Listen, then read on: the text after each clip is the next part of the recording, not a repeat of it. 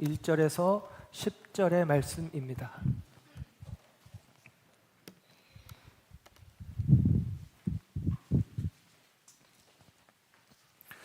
하나님의 말씀 사무엘하 5장 1절에서 10절의 말씀 우리 함께 합독합니다. 시작. 이스라엘 모든 지파가 헤브론에 이르러 다윗에게 나와 이르되 보소서 우리는 왕의 한 고륙이니이다. 전에 곧 사울이 우리의 왕이 되었을 때에도 이스라엘을 거느려 출입하게 하신 분은 왕이시었고 여호와께서도 왕에게 말씀하시기를 내가 내 백성 이스라엘의 목자가 되며 뇌가 이스라엘의 주권자가 되리라 하셨나이다 하니라.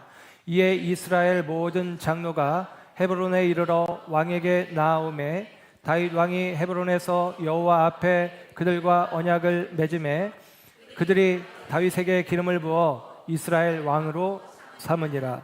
다윗이 나이가 30세에 왕위에 올라 40년 동안 다스렸으되 헤브론에서 7년 6개월 동안 유다를 다스렸고 예루살렘에서 33년 동안 온 이스라엘과 유다를 다스렸더라.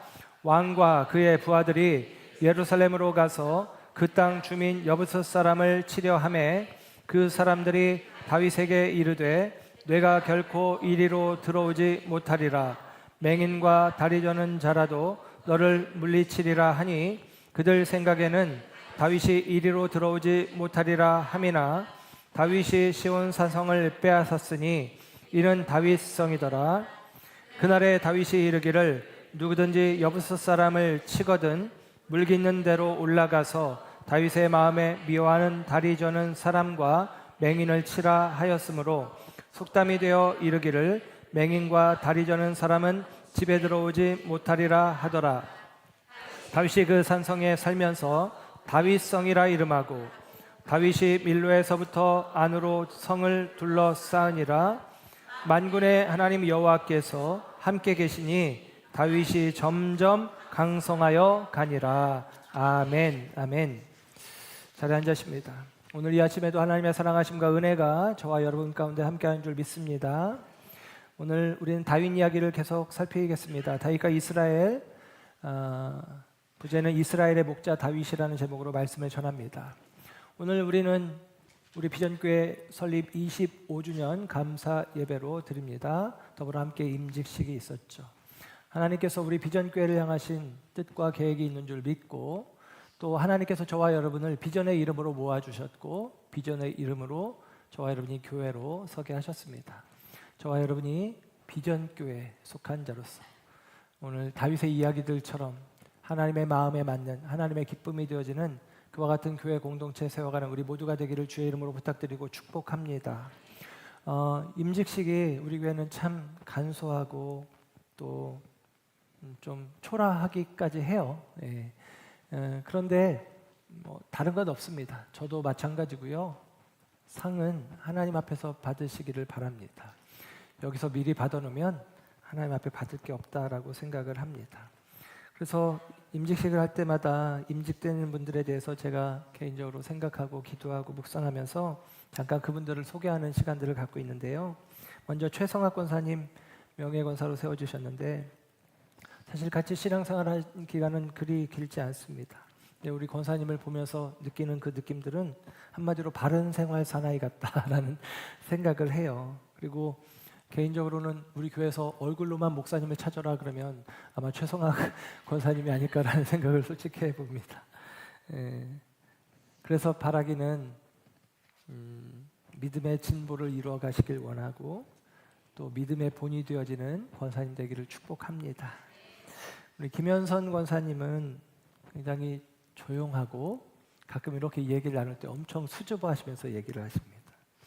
그런데 제가 이렇게 그 모습을 보면 언제든지 묵묵하게 또 신실하게 또 사람들이 알아주지 않는 곳에서 너무 아름답게 섬겨가시는 모습들이 있어요. 귀하고 감사하고 하나님이 기억하시는 삶이 되어질 줄로 믿습니다. 이병상 권사님은 제가 느끼기에는 한마디로 긍정의 사람이라고 생각을 해요. 함께 지내면서 이제까지 부정적인 모습을 한 번도 본 적이 없습니다. 그래서 주변 사람들이 되게 편안하게 여기고 가까이 하는 그런 분이거든요. 그래서 많은 분들을 가까이 품고 돕고 섬겨가는 삶이 되기를 축복합니다. 우윤희 권사님은 되게 안정감이 있는 분이에요. 그러니까 제가 볼 때 이렇게 기복이 없어 보이시더라고요. 근데 되게 좋죠. 특별히 우리 교회에서도 다음 세대 우리 주바라기 교회를 섬기시는데 직업도 원래 선생님이시거든요. 그래서 그런가 굉장히 우리 아이들 잘 섬겨가신다는 이야기를 계속 듣고 있습니다. 우윤희 권사님 생각하면 한마디로 설명하면 딱 베테랑 이런 느낌이 있어요. 그래서 굉장히 안정적으로 교회를 잘 섬겨가시고 다음 세대를 세워가고 계십니다. 귀하고 아름답다고 생각합니다. 오승택 권사님은 제가 개인적으로 이런 별명을 붙여주고 싶은데 의로운 츤데레라고 요즘 사람들이 쓰는 츤데레라는 표현이 있는데 되게 무뚝뚝한 느낌이 있는데 또 되게 또 따뜻한 느낌이 교차할 때가 있어요. 그래서 예전에 사사기 설교를 제가 한 때가 있었는데 그때 막 은혜 받은 얘기들을 저한테 표현하기도 하고 얘기하기도 했던 기억이 있습니다. 우리 교회 몇 명의 상남자들이 있거든요. 몇 명의 상남자들이 있는데 그 상남자 스타일 중에 하나가 오승택 권사님이라고 생각을 해요. 그런데 개인적으로 그 상남자 스타일의 오승택 권사님이 웃을 때 저는 우리 교회에서 제일 매력적인 웃음이라고 생각을 합니다. 일부 예배를 들으셨기 때문에 이미 듣고 이제 나가셨는데 그 웃음이 더 많았으면 좋겠다라는 기대를 해봅니다.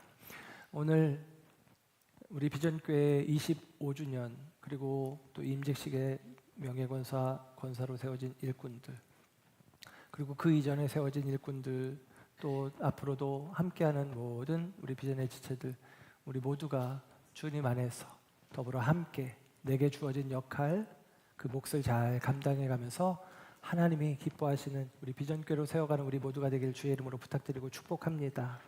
기쁘고 감사한 비전교회 생일 이야기도 드리지만 오늘 이어서 제가 드릴 소식은 좀 안타깝고 속상한 사고 소식을 하나 전합니다. 우리 김종환 권사님, 서춘자 권사님의 손자인 김동영 청년 우리 교회에서 계속 신앙생활하다가 지금 브루나이 공국이라고 말레이시아 코타키나발루 가까운 곳에 브루나이라고 하는 작은 나라가 있어요.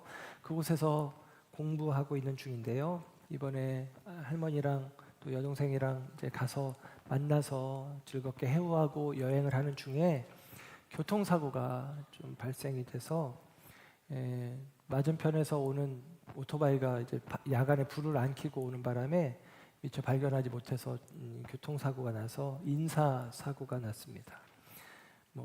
차에 타고 있었던 우리 권사님과 동영은 괜찮은데 이제 상대방 이제 오토바이를 탑승했던 두 사람 중에 한 사람은 죽고 또 한 사람은 이제 중상을 입어서 병원에 입원한 상태입니다. 그래서 위험한 고비는 넘겼고 또 그곳 영사관과 또 브루나이에 있는 우리 김동영 청년이 섬기고 있는 교회 그런 데서 많이 도움을 주시고 또 참 놀랍게도 그 사망한 분의 유족들이 그 회교 국가인데 기독교 신앙을 갖고 있어서 또 하나님의 뜻으로 여기고 또 합의도 잘 해주고 해서 선처가 될 것으로 생각은 됩니다. 지금 현재 김동영 청년은 이제 아마도 유치장 같은데 이렇게 있는데 어제 이제 권사님 말씀해 주시는데 동영이가 기도 부탁을 우리에게 했는데 그 기도 부탁은 다름 아니라 자기를 걱정해서 기도하는 게 아니라 지금 병원에 입원해 있는 14살짜리 소년 그 아이가 잘 회복될 수 있도록 기도해 달라고. 그러니까 나 어떻게 될까 염려하는 것에 앞서서 그 사고 난 아이, 상대방 아이가 잘 회복될 수 있도록 꼭 중보기도 해달라고 그렇게 요청을 하셨습니다. 그래서 여러분에게도 다시 한번 우리 김동영 청년의 문제가 잘 해결될 수 있도록 또 기도해 주시지만 더 큰 마음으로 그 다친 아이가 잘 회복될 수 있도록 그리고 죽은 그 분의 그 가족들 가운데 위로가 있도록 여러분 기도해 주시기를 부탁을 드립니다. 우리가 지난 주일에 다윗의 슬픈 노래라는 제목으로 다윗이 사울 왕이 죽었을 때에 그 사울의 죽음을 애도하며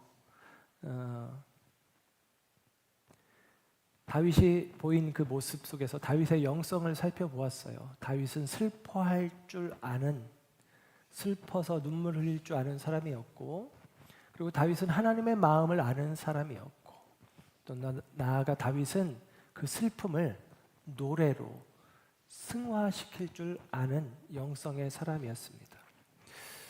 동영이를 보면서 아직 어린 청년이지만 다윗의 마음을 신앙 안에서 품고 있나라는 생각을 사실은 잠시 하게 되었습니다. 그 사고당한 상대방에 대해서 안타까운 마음을 품고 속상해하고, 그리고 하나님의 마음으로 그가 하나님의 도우심 속에 치유되고 회복되기를 원하는 간절한 마음을 갖고 있고, 그리고 그 과정 속에서 하나님께서 아마도 상처로 남고 트라우마로 남고 어쩌면 죄책감으로도 남을 수 있는 그런 마음일 텐데, 하나님께서 동영의 마음 속에서도 하나님께서 그 모든 것들을 수용할 줄 알고, 그리고 그것을 하나님의 뜻 안에서 아름답게 승화시킬 수 있는 마음 품어갈 수 있도록 여러분 다시 한번 기도해 주시기를 부탁을 드립니다. 오늘 우리가 이제 보게 되어지는 말씀은 계속 다윗의 이야기를 살펴가는데요. 사울 왕이 죽은 이후에 오늘 다윗은 30세의 나이에 유다 지파의 왕이 되어집니다. 그래서 하나님의 말씀을 따라서 헤브론이라는 곳에 수도를 삼고 7년 6개월 동안 다스려 왔어요. 그리고 한편 반대편에서는 사울 왕의 아들 이스보셋이 왕이 되어서 다스리게 됩니다. 사울의 사촌 동생인 아브넬이 이스보셋을 왕 삼아서 섭정 통치하듯이 그렇게 시간을 흘려보내고 있습니다. 그러다가 아브넬이 죽게 되어지는 사건이 벌어지고요. 그래서 결국은 온 이스라엘 사람들이 다윗에게 찾아와서 다윗으로 하여금 온 이스라엘의 왕이 되어달라고 요청을 하게 됩니다. 다윗을 온 이스라엘의 왕으로 추대합니다. 그래서 오늘 우리가 읽은 본문의 이야기는 통일된 이스라엘의 왕으로 다윗이 즉위하는 장면이 오늘 본문의 말씀 내용이에요. 그래서 오늘 3절 하반절에는 이렇게 기록합니다. 다윗에게 기름을 부어 이스라엘 왕으로 삼으니라. 다윗에게 기름을 부어 온 이스라엘의 왕으로 세웠다라고 이야기를 합니다. 그런데 여기서 기름 부었는데 다윗이 지금 기름 부음을 받는데 이게 세 번째 기름 부음을 받는 거예요. 나이로 치면 37세에 다윗이 지금 기름 부음을 받습니다. 그리고 그 이전에 30세에 남유다의 왕으로, 유다 지파의 왕으로 기름 부음을 받았고요. 또 그 이전에 17세 정도로 추정이 되어지는데 사무엘 선지자에게 기름 부음을 받았던 일이 있었죠. 다윗은 그렇게 세 번의 기름 부음을 받습니다. 20년 전 17살의 나이에 기름 부음을 받았던 다윗이 37세에 온 이스라엘의 왕으로 다시 한번 기름 부음을 받고 있어요. 그 과정 속에서 하나님이 다윗과 함께 하셨고, 나아가서 이스라엘의 온전한 왕으로 다윗을 세우시기 위하여 숱한 연단의 시간이 소요되었음을 우리는 다윗 이야기를 살피면서 기억해야 합니다. 그냥 기름 붓고 바로 세워진 것이 아니라 20년의 시간들이 다윗에게는 연단의 시간들로 주어졌다라고 하는 사실이죠. 분열되었던 나라의 왕이 아닌 통일되어진 나라의 왕이 되어진 이후에 다윗이 해야 될 가장 먼저 해야 된 일은 수도를 옮기는 일이었어요. 수도를 헤브론에서 예루살렘으로 옮기기로 하는데 헤브론은 너무나 지형적으로 남쪽에 위치해 있었기 때문에 조금 더 북쪽, 그래서 유다 지파와 다른 지파들을 다 통치하기에 적합한 예루살렘으로 수도를 옮기기로 결정을 합니다. 그런데 이 예루살렘은 오늘 본문 6절에서 8절에 나오는 내용 가운데 기록되고 있지만 예루살렘에는 이미 살고 있었던 이방 거민들이 있어요. 가나안 거민들, 여부스 족속입니다. 이 여부스 족속들이 다윗과 싸우는 내용이 오늘 6절에서 8절에 기록이 되고 있는데요. 이 6절과 8절, 6절에서 8절까지 기록된 내용 가운데는 성경학자들이 해석하기 어려워하는 부분이 하나 있어요. 뭐냐면 다리 저는 자와 맹인이라는 표현이 오늘 본문 가운데 3번이 나오는데, 오늘 본문 가운데 8절에 보시면 이런 표현이 있습니다. 8절 중간에 보면 다윗의 마음에 미워하는 다리 저는 사람과 맹인을 치라라고 하는 본문 말씀이 있어요. 다윗이 다리 저는 자와 맹인을 그 마음에 싫어한다라고 이야기를 한단 말이에요. 그러면 우리는 다윗이 장애인들을 싫어하나? 2차 세계대전 때도 히틀러 나치가 장애인들을 막 학살했거든요. 가치 없는 인생들이라고. 그래서 다윗도 이렇게 다리 저는 자, 맹인, 우리로 치면 장애인, 그들을 대수롭지 않게 여기는 것처럼 읽혀질 수도 있는 본문입니다. 그런데 여러분, 다윗은 나중에 다시 한번 확인하겠지만 요나단의 아들 무비보셋이 어려서 다리가 다쳤을 때에 그 무비보셋에 대해서 특별한 배려와 애정을 나타내는 게 다윗이에요. 그리고 다윗의 자손으로 오시는 예수님, 예수님의 모형이 다윗인데, 이 예수님께서는 다리 저는 자, 맹인, 예를 들면 그 어려운 사람들의 친구가 되어주신 분이 예수님입니다. 그런 의미에서 보면 다윗이 다리 저는 자와 맹인들을 그 마음 가운데 미워하고 그들에 대해서 악한 마음을 품었다, 그렇게 볼 수가 없죠. 그래서 이 본문을 이해할 때 이렇게 이해합니다. 보통은 2가지 견해가 있는데, 첫째는 이 예루살렘 성이 난공불락의 성임을 강조하는 표현이고, 두 번째로는 이 예루살렘의 여부스 거민이 예루살렘 성을 마지막 한 사람, 최후의 1인이 남더라도, 맹인이나 절름발이가 남더라도 끝까지 결상전하겠다라는 의지를 표현한 것으로 생각을 합니다. 그 가운데 저는 첫 번째 견해를 생각합니다. 뭐냐면 난공불락의 요새임을 강조하는 표현이에요. 실제로 예루살렘은 해발 700m 고지에 있고 동쪽과 서쪽, 남쪽으로는 협곡이 자리하고 있어요. 그래서 기드론 골짜기를 중심으로 협곡이 있기 때문에 그 예루살렘 성을 치고 올라가서 함락시키는 게 너무나 어려운 것입니다. 천의 요새라고 이야기하죠. 천의 요새, 그게 바로 예루살렘 성이에요. 그래서 예루살렘 성을 지키기가, 야, 니들이 아무리 공격해도 우리는 절름발이도 혹은 맹인도 능히 너희들을 막아낼 수 있어 하면서 다윗의 군대를 모욕하는 표현으로 이해를 합니다. 다윗, 네가 아무리 쳐들어와 봐라, 우리는 야, 절름발이만 나서도 너 이겨, 맹인만 나서도 너 이겨, 이런 느낌으로 이야기를 한단 말이죠. 그런데 다윗은 이 예루살렘 성을 결국은 빼앗고 그 이름을 오늘 9절의 말씀처럼 다윗성이라고 이름을 짓습니다. 기온샘으로부터 성으로 연결된 수도관이 있는데, 그 기온샘 수도관을 따라서 사람들을 보내는데, 나중에 확인하지만 요압이 장군이 들어가서 그 성에 침투해서 문을 열고 그 성을 함락시키는 과정들이 있어요. 그리고 나서 다윗을 모욕하고 조롱하던 그 말을 그들에게 되돌려주는 것입니다. 그들 가운데 다리 저는 자와 맹인은 이 성에 거하지 못한다 라고 그들이 다윗을 조롱하며 했던 말을 그들에게 돌려주며, 이 성에 여부스 사람은 한 사람도 거할 수 없다 라고 이야기하면서 오늘 이야기가 되어집니다. 여호수아서의 말씀을 보면 원래 이 예루살렘 성, 이 여부스 족속의 땅은 원래 여호수아서에 보면 유다 지파의 땅으로 속해 있는데 유다 지파가 그 땅을 빼앗지 못했어요.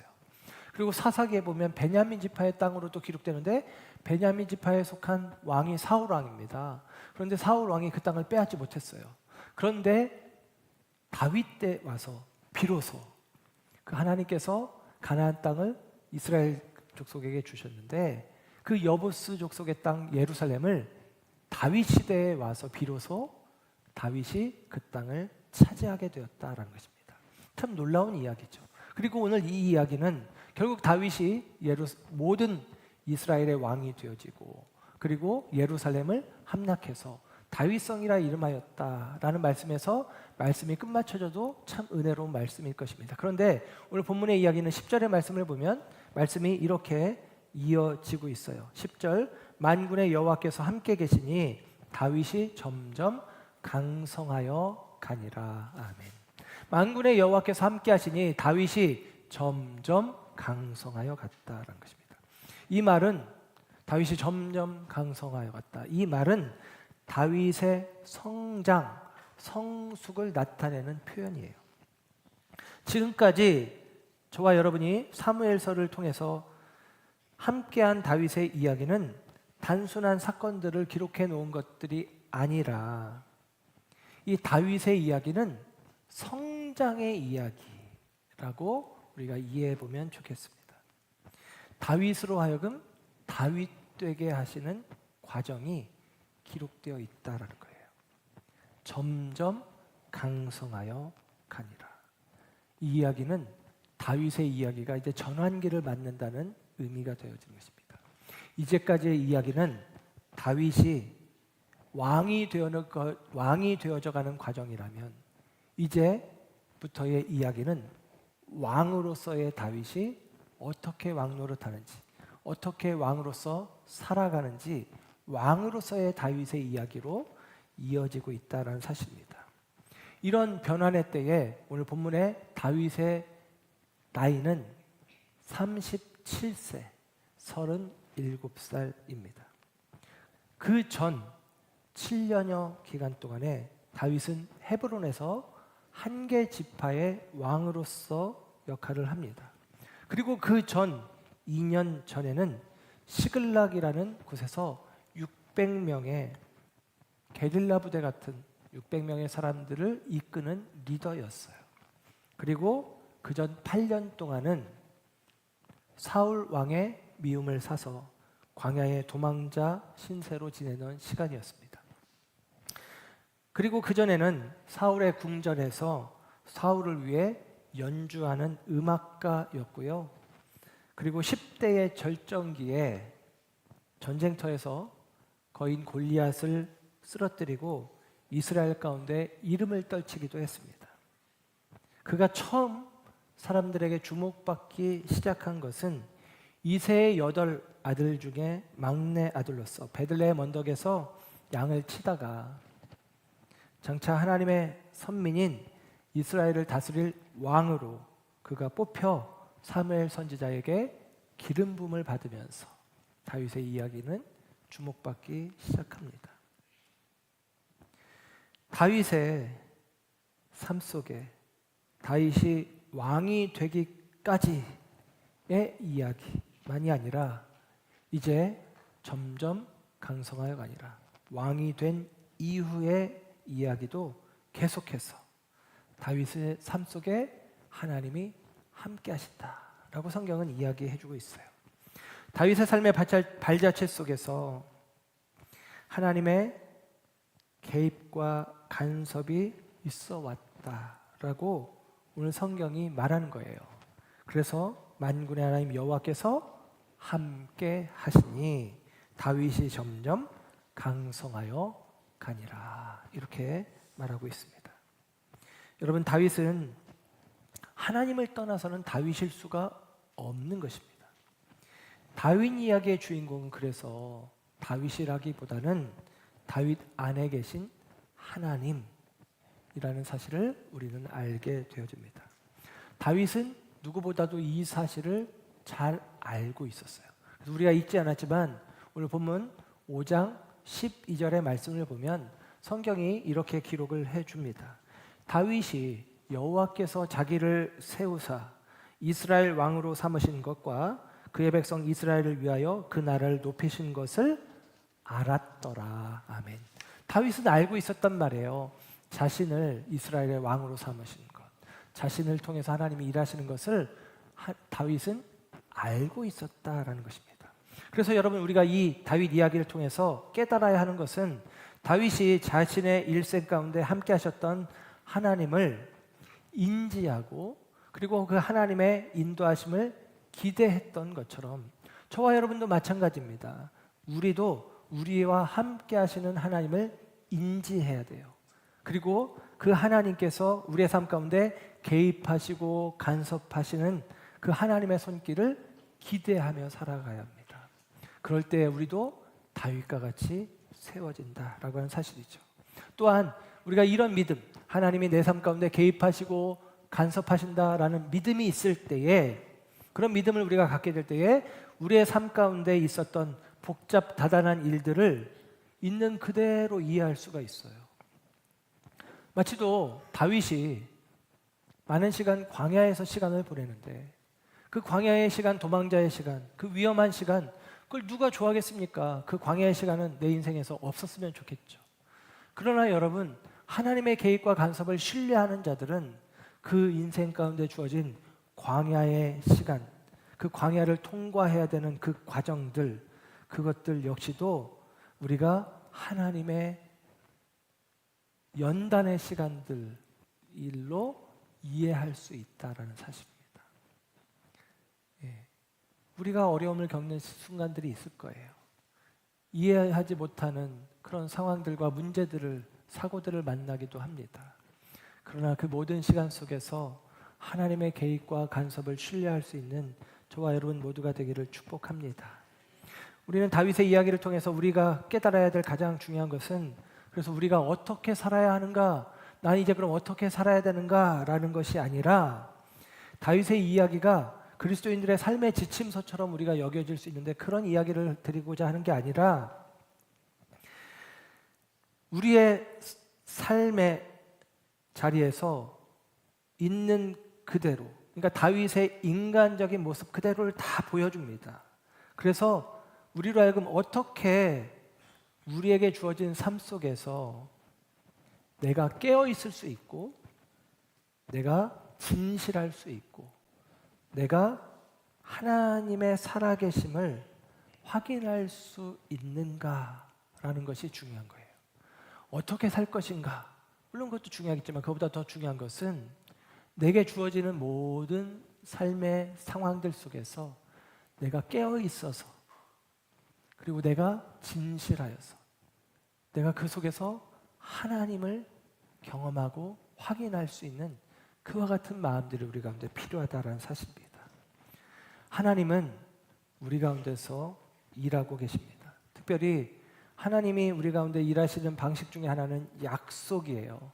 약속을 통해서 일하십니다. 하나님은 본래 약속이 필요 없는 분입니다. 약속은 불신을 전제로 해요. 그러니까 약속은 왜 하느냐? 불신이 있으니까, 못 믿으니까. 예를 들면 아이에게 아빠가, 야, 아빠 금방 갔다 올게, 여기서 기다리고 있어. 그럼 아이가 믿습니까? 불안해서, 안 돼, 싫어, 혼자 있기 싫어, 같이 가, 예를 들면 그러죠. 그때 아빠가, 야, 아빠 꼭 올 거야, 약속해 하고 손가락을 걸고 이렇게 도장을 찍으면 아이가 안심을 하고 기다리는 거예요. 못 믿으니까 약속을 해주는 거거든요. 약속은 불신을 전제로 합니다. 하나님은 약속하실 이유가 없어요. 하나님은 언제나 신실하시니까. 그런데 하나님께서 약속을 해 주십니다.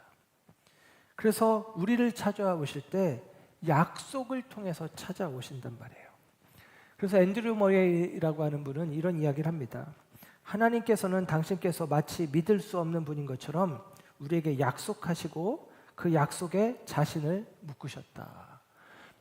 마치 또 하나님이 믿을 수 없는 분인 것처럼 약속 안 해도 되는데 약속을 하셨단 말이에요. 그리고 약속에 자신을 묶으셨단 말이에요. 약속을 하면 지켜야 되잖아요.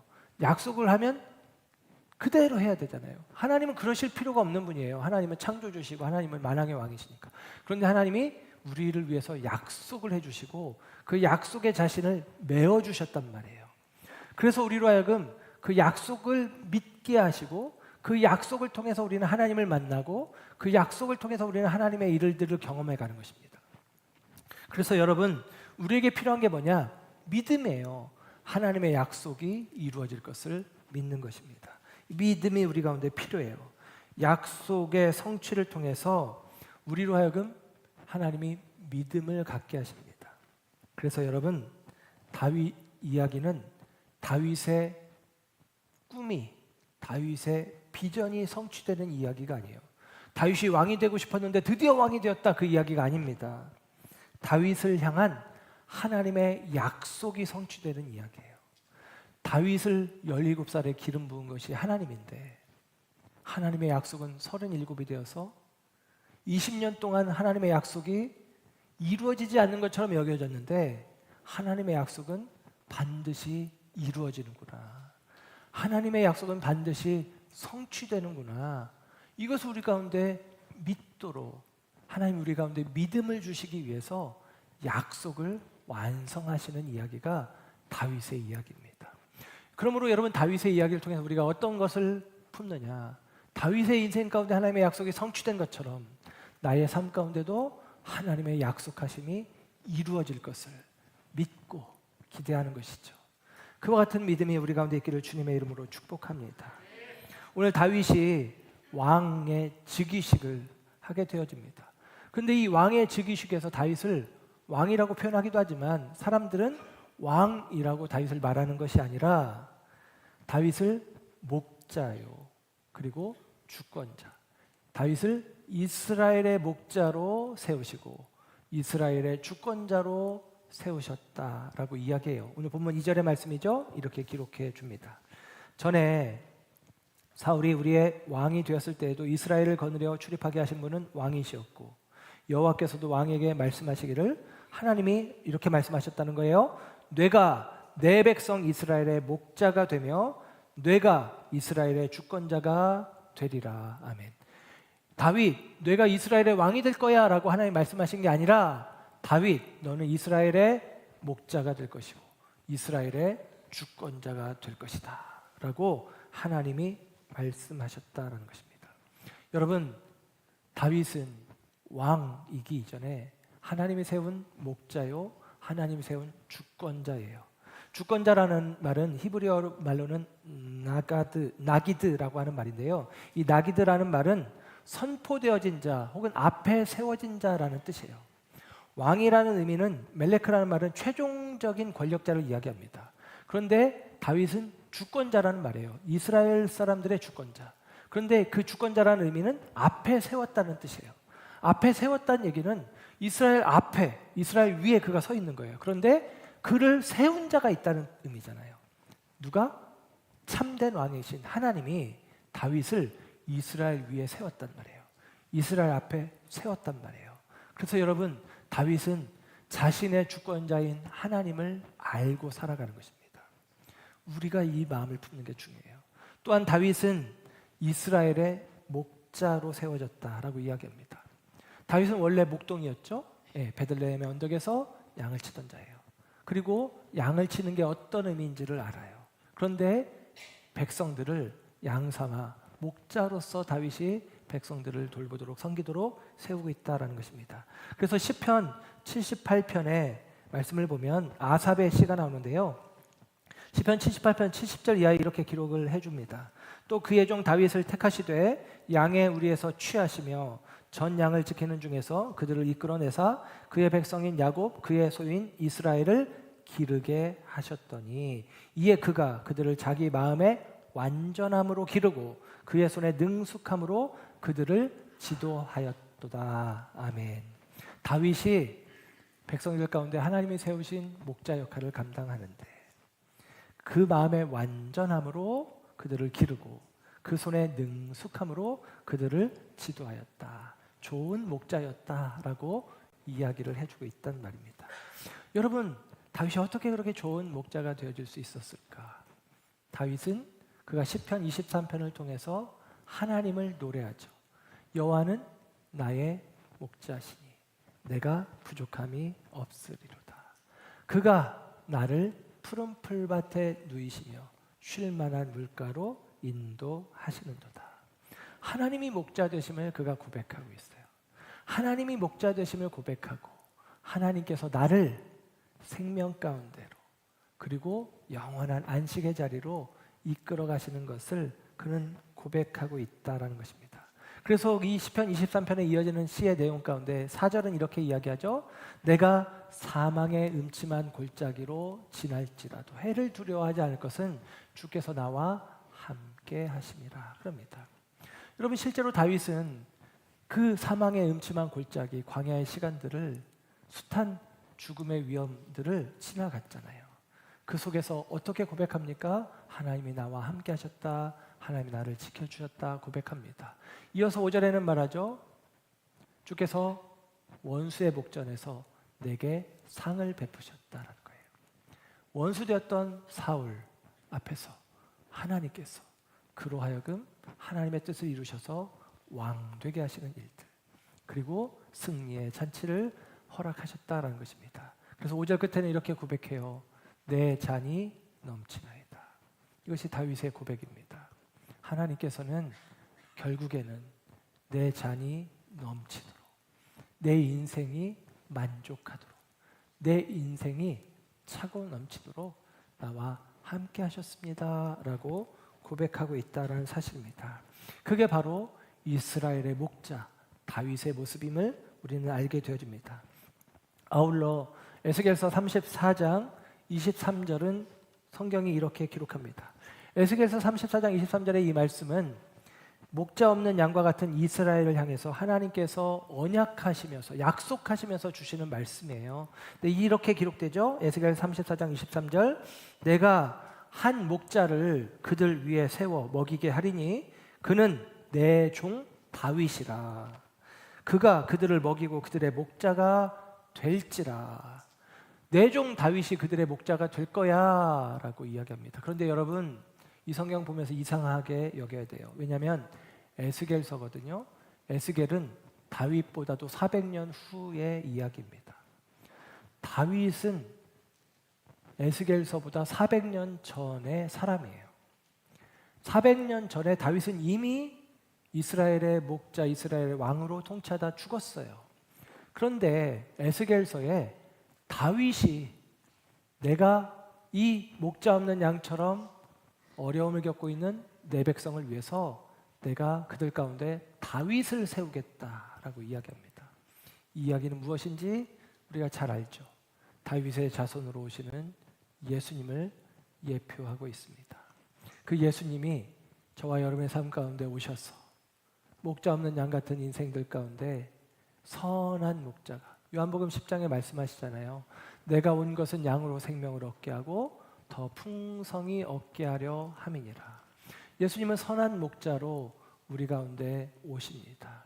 그리고 그 선한 목자이신 예수님이 저와 여러분의 인생 가운데 함께 하시며 다윗의 생애 속에서 하나님께서 목자로서 함께 하셨듯 저와 여러분의 생애 속에서 그리스도께서 성령으로 우리와 함께 하시는 줄 믿습니다. 주님께서 우리와 함께 하심을 믿는다면 그분의 주권을 인정하고 그분만이 나의 목자이심을 우리가 고백하면서 그분을 믿고 그분을 따라가는 거예요. 그때 우리는 부족함이 없을 것입니다. 비로소 우리도 다윗처럼 고백하게 될 거예요. 내 잔이 넘치나이다. 저와 여러분 모두의 삶 속에서, 저와 여러분 모두의 입술에서 내 잔이 넘치나이다 라는 고백이 있게 되어지기를 우리 주님의 이름으로 부탁드리고 축복합니다. 기도하겠습니다.